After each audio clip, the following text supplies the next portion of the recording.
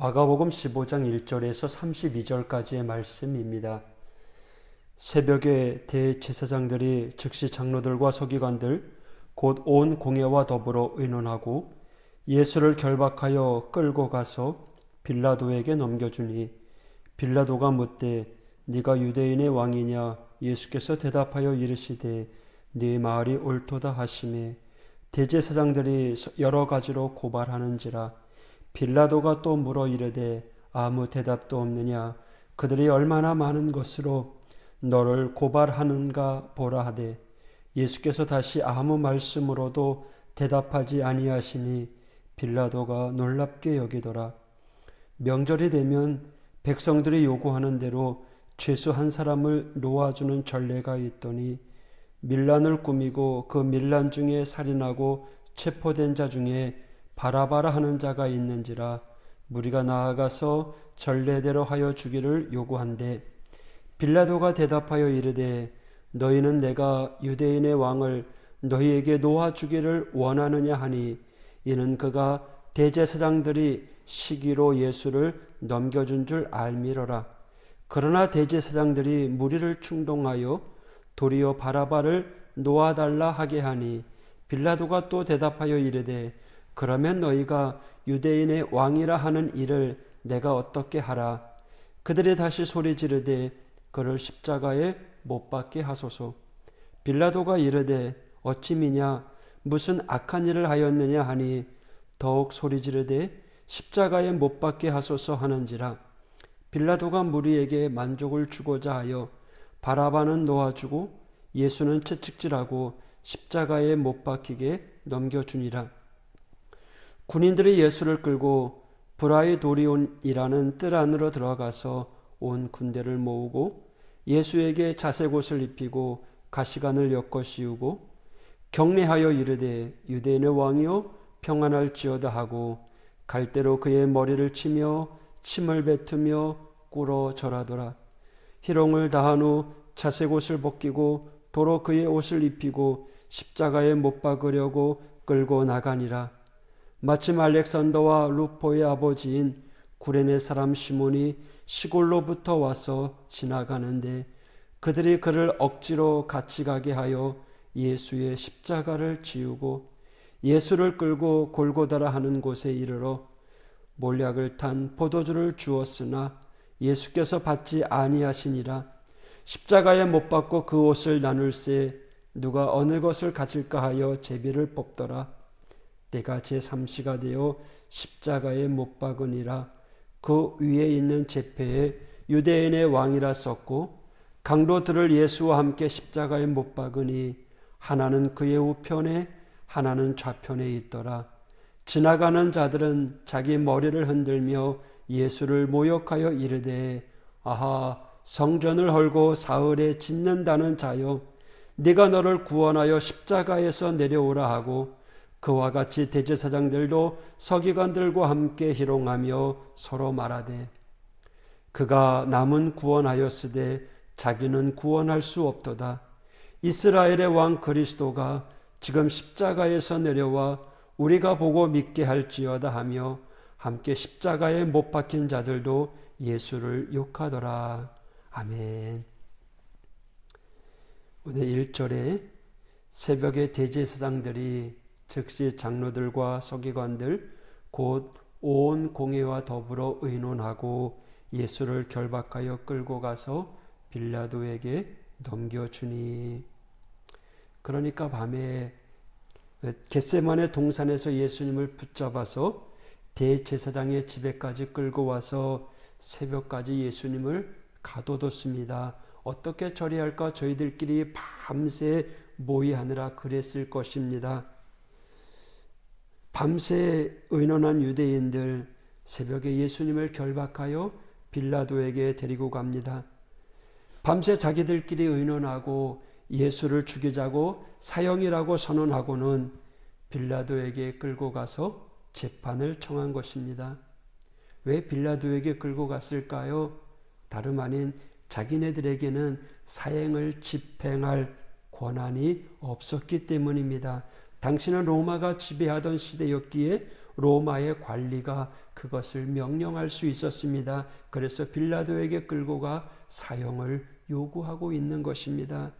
빌라도는요, 예수님에게서 사형당할 만한 그 아무런 죄도 발견하지 않았어요. 그래서 전례대로 6월절 명절이기에 명절 때는 죄수 하나를 놓아주는 전례가 있어서 감옥에서 가장 흉악한 죄수, 살인범을 택하여 예수와 이 살인범 둘 중에 누구를 놓아주기를 원하느냐 물었습니다. 예상하기로는 아무렴 살인범을 택하랴 싶었던 것이죠. 그런데 놀랍게도 무리들은요, 살인범을 택했습니다. 예수를 어떻게 하랴 물었더니 십자가에 못 박으라고 하는 거예요. 이 상황에서 빌라도는 더 이상 자기가 어떻게 할 수 없음을 깨닫고 그럼 그렇게 하라. 여러분, 우리는요, 대부분이 성경 본문에 등장하는 사람들 중에 어디에 속하느냐? 우리는 군중입니다. 무리들입니다. 우리는 종교 지도자도 정치 지도자도 군인도 아닙니다. 여러분, 결국 역사는 누구에 의해 흘러가는 줄 아십니까? 군중의 결정입니다. 그때 군중들의 소리만 지르지 않았다면 역사는 달라졌을 것입니다. 지도자의 결정에 따르는 것이 아니었습니다. 우리가 중요합니다. 우리의 의사, 우리의 결정에 따라 역사는 흘러가게 되어 있습니다. 그런데 이 군중이 제대로 생각하지 못하고 지도자 몇 사람에 의해서 현혹되어 선동되어 버린다면 그 사회는, 그 역사는 비극으로 흘러갈 수밖에 없습니다. 무리들은요, 제사장, 장로, 서기관들에게 선동되어 예수님을 죽이라고 소리 지릅니다. 예수님을 십자가에 못 박으라고 합니다. 여러분, 우리가 제일 중요한 것은, 우리가 경계해야 될 것은 선동당하는 것입니다. 군중은 선동당하기가 쉬워요. 그럴 때 냉정하게 생각해야 됩니다. 이 일이 옳은 일인가? 또 이 일이 하나님이 기뻐하시는 일인가? 나라도 마찬가지입니다. 국민이 지도자에게 선동당하면 결국은 비극을 당합니다. 제대로 보지 못하고요, 제대로 판단하지 못합니다. 지도자들은요, 멋진 말만 골라 합니다. 멋진 모습만 보여주려고 합니다. 사탕 발린, 자기는 착하고 자기는 정의파다, 자기들을 그럴싸하게 포장하고요. 여러분, 대통령 주위에 기획을 잘하고 행사를 포장하고 감동적으로 진행한 이들이 많습니다. 그들이 정의라고 스스로 이야기하고 쇼를 잘 하려고 합니다. 그러나 국민들에게는 좋은 것이 아닙니다. 때로는 국민들이 쓴소리를 해도 그럴듯 받아들이고 국민을 위해서 애쓰는 이들이 정말 나라를 위해서 정치를 잘하는 사람이죠. 유대인들이 지도자들에게 선동되어서 얼마나 큰 비극을 당했는지 모릅니다. 예수님 결국은 십자가형으로 판결받고 죽음의 현장으로 던져집니다. 희롱하고 매질하는 로마 군인들로부터 시작해서 죽음의 행진이 시작되죠. 구레네 시몬의 도움을 받아 겨우 골고다 언덕까지 이르게 됩니다. 그리고 골고다 언덕에서 십자가에 못 박히십니다. 주위에 많은 사람들이 예수님을 향하여 조롱합니다. 심지어 같이 못 박힌 강도들까지도 조롱합니다. 대제사장들, 서기관들도 조롱합니다. 오늘 31절 32절에 그가 남은 구원하였으되 자기는 구원할 수 없도다. 이스라엘의 왕 그리스도가 지금 십자가에서 내려와 우리가 보고 믿게 할지어다. 그들은 그렇게 예수님을 조롱하고 있습니다. 대적자들이 볼 때, 아니 사람들이 볼 때 우리 예수님 정말 무능하게 철저하게 망한 사람으로 그렇게 돌아가십니다. 아니 이렇게 무기력하게 당하고 이렇게 힘없이 죽어가는 이가 어떻게 그동안 세상을 뒤흔들 수 있었을까? 예수님은요 그렇게 철저하게 십자가로 죽으셨어요. 그리고 대적자들은요, 자기들이 이겼다고, 이제 두 다리 뻗고 잘 수 있겠다고 하였습니다.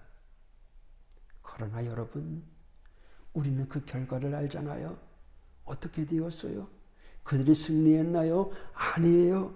예수님이 철저히 망한 것 같은데 우리는 알고 있습니다. 그렇지 않죠. 결말은 알고 있습니다. 여러분, 우리가 믿음 생활하면서 하나님의 손길 안에 있다면 망한 것 같지만 결코 그렇지 않습니다. 조금 상처받고 조금 실망하고 우울해하고 조금 넘어진 것 같지만 아닙니다. 여러분, 우리는 다시 일어설 수 있습니다. 전능하신 하나님께서 우리를 붙잡아 주십니다. 하나님이 얼마든지 우리를 일으켜 세울 수 있습니다. 예수님은 완전히 망한 모습입니다. 사람들이 모두가 다 조롱합니다. 그러나 예수님은 초연하십니다. 왜요? 다시금 생명의 부활을 알고 있었기 때문에 그렇습니다. 여러분, 하나님을 믿으십시다. 끝까지 하나님을 믿으십시다. 반전의 역사가 있을 겁니다. 할렐루야. 대역전의 역사가 있을 것입니다. 오늘 주일 예배 승리하십시오. 주님이 붙잡아 주실 것입니다. 할렐루야. 기도하겠습니다. 하나님 아버지, 감사합니다. 억울하게 고난당한 주님, 사람들에게 멸시와 조롱을 당하면서도 끝까지 십자가의 길을, 사명을 감당하신 주님, 모든 사람이 끝났다, 자신들이 승리했다라고 이야기하지만 3일 후에 다시 사망 권세를 이기고 부활하신 주님을 저희들이 알고 믿고 있습니다. 오늘 그 주님의 능력이 우리의 삶과 함께하여 주시고, 주님 우리를 위로하여 주시고 만지어 주시옵소서. 오늘 하루도 하나님 주 안에서 승리케 하여 주옵소서. 오늘도 가정에서 예배합니다. 하나님, 우리가 예배하는 그 자리가 하나님이 기뻐하는 성전임을 깨닫고 오늘도 최선을 다해서 예배자로 서게 하여 주시옵소서. 하오교회를 하나님 기억하여 주옵소서. 이 코로나19 가운데서도 흔들리지 아니하고 팬데믹을 이겨나가는 하나님의 교회가 될 수 있도록 인도하여 주시옵소서. 예수님 이름으로 간구하며 기도하였습니다. 아멘.